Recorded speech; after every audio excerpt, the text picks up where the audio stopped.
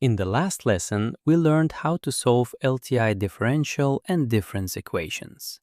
Now we connect those solutions to two fundamental signals, the impulse response and the step response.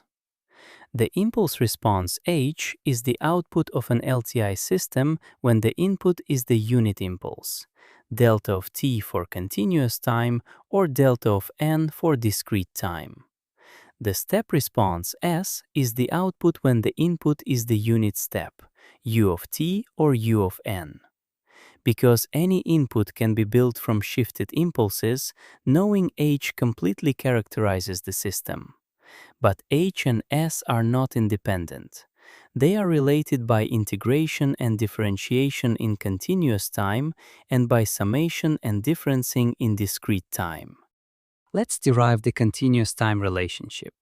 The unit step is the integral of the unit impulse. U of t equals the integral from negative infinity to t of delta of tau d tau. Because the system is linear and time invariant, we can apply the same integral to the output.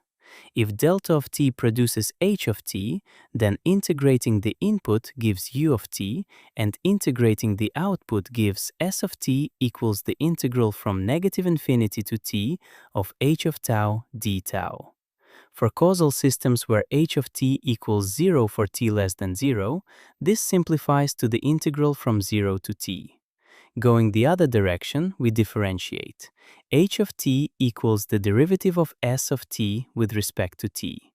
As a quick example, if the impulse response is h of t equals e to the negative 2t times u of t, then the step response is s of t equals 1/2 times 1 minus e to the negative 2t for t greater than or equal to 0. You can verify. The derivative of s gives back h. The discrete time version follows the same logic, but with sums and differences instead of integrals and derivatives. The unit step is the running sum of the unit impulse. U of n equals the sum from k equals negative infinity to n of delta of k. Applying superposition to the output. S of n equals the sum from k equals negative infinity to n of h of k. This is the running sum of the impulse response. To go in the other direction, we take the first difference. H of n equals S of n minus S of n minus 1. This is the dt analog of differentiation. So in both ct and dt, we have a pair of inverse operations connecting h and s. Let's work through a discrete time example.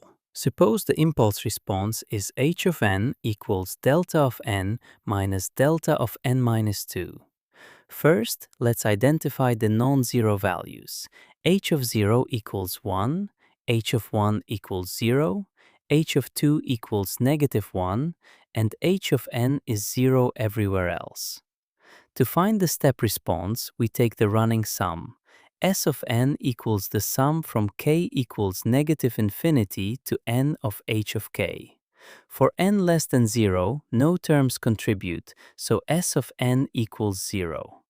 At n equals 0, S of 0 equals h of 0 equals 1.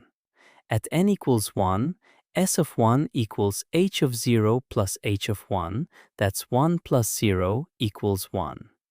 At n equals 2, S of 2 equals 1 plus 0 plus negative 1 equals 0.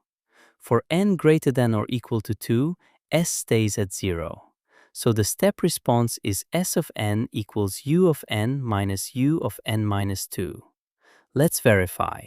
H of n equals S of n minus S of n minus 1. At n equals 0, 1 minus 0 equals 1. Check. At n equals 2, 0 minus 1 equals negative 1. Check. The two formulas are consistent.